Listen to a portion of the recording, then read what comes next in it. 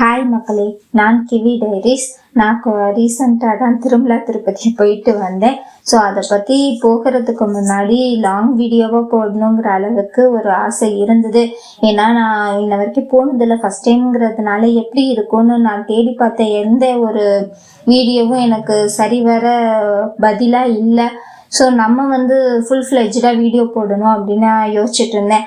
ஆனால் என்னால் அங்கே போயிட்டு எந்த ஒரு வீடியோவும் எடுக்கவும் முடியல, அதை பற்றி பேசுகிற நிலைமையிலையும் இல்லை. ஸோ நிறைய நெகட்டிவ்ஸ்லாம் நான் பார்த்தேன். ஸோ நம்ம பேசும்போதே எதுக்கு நெகட்டிவ் பற்றி பேசணும் அப்படிங்கிறதுனால தான் போட்டேன். அதை அப்படியே விட்டுருந்தேன். பட் இப்போ என்னன்னா ஜஸ்ட் ஒரு அவேர்னஸ் மாதிரி கொடுக்கலாம் அப்படின்னு. முதல்ல திருமலா திருப்பதியில் இந்த மாதிரி பெரிய கோயில் எதுக்கு போகணும்னாலும் வீக் டேஸை செலக்ட் பண்ணிக்கோங்க. ஏன்னா லீவ் டேஸில் எல்லாருமே தரிசிக்கணும்னு வரும்போது நம்மளால அங்கே சமாளிக்கவே முடியல ஃபஸ்ட்டு. ஸோ அதனால வீக் டேஸே இது பண்ணிக்கோங்க. அதை விட முக்கியமான விஷயம், நான் திருப்பதி போயிட்டு வந்தேன், அங்கே இப்படி இருக்கும் அப்படி இருக்கும்னு யாராவது சொல்கிறாங்க அப்படின்னாக்கா தயவு செஞ்சு யாரோட பேச்சும் கேட்காதீங்க. நீங்கள் பிளாங்காக மைண்ட் பண்ணிட்டு போயிட்டு வாங்க, அதுதான் உங்களுக்கு சௌரியமாக இருக்கும். அப்புறம்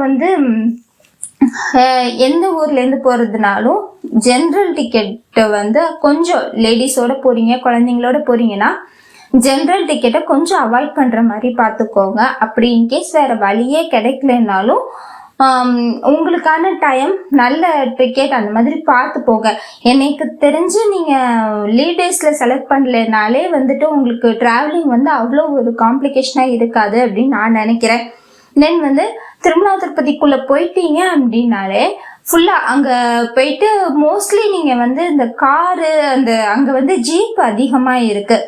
இப்போ ஒருத்தருக்கு 30 rupees அந்த மாதிரி சொல்லி ஜீப் அங்கே ரொம்ப அதிகமாக இருக்குது.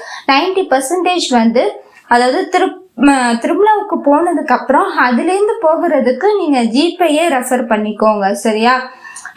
அவ்வளோ தூரம் இருக்குது இவ்வளோ தூரம் இருக்குன்னு சொல்லுவான். ஸோ ஜீப்காரனே வாலண்டியராக கேட்பான், இன்னும் 3 கிலோமீட்டர் நடக்கணும், நீங்கள் ஜீப்பில் வந்தீங்கன்னா ஈஸியாக இருக்கட்டும் அந்த மாதிரிலாம் கேட்பான்.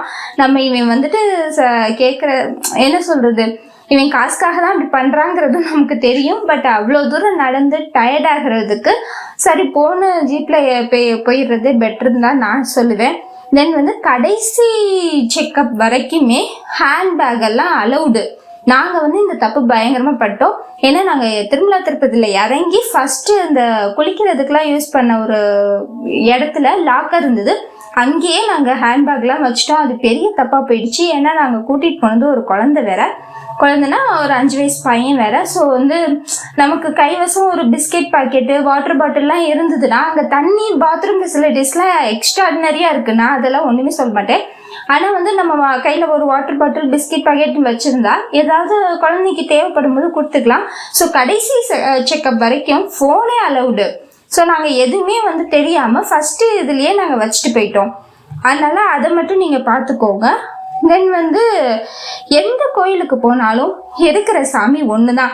என்னை கேட்டால் எந்த வேண்டுதலும் வைக்காமல், அதாவது இது பண்ணுறேன், எனக்கு இந்த கஷ்டம் இருக்குது, நான் உனக்கு இது பண்ணுறேன், அப்போ நீ எனக்கு கஷ்டத்தை இது பண்ணி கொடுன்னு சொல்கிறதே கடவுளை நம்ம கொச்சப்படுத்துகிற மாதிரி தான். லைக் வியாபாரி மாதிரி தான் நம்ம கடவுளை ட்ரீட் பண்ணுறோம்.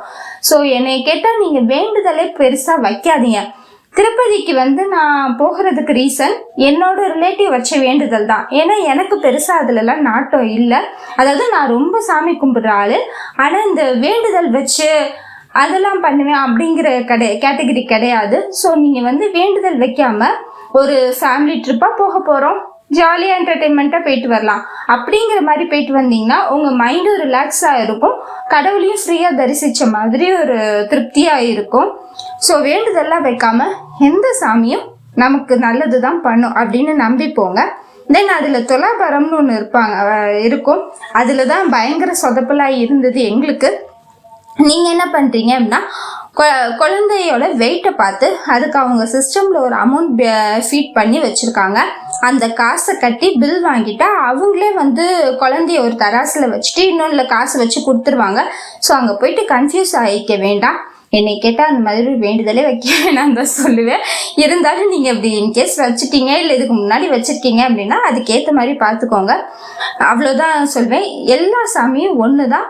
அதனால் ரிலாக்ஸாக போய் சாமி மட்டும் கும்பிட்டுட்டு வர மாதிரி பாருங்க. பெருசா எந்த வேண்டுதலும் வச்சுக்காதீங்க. Have a safe journey.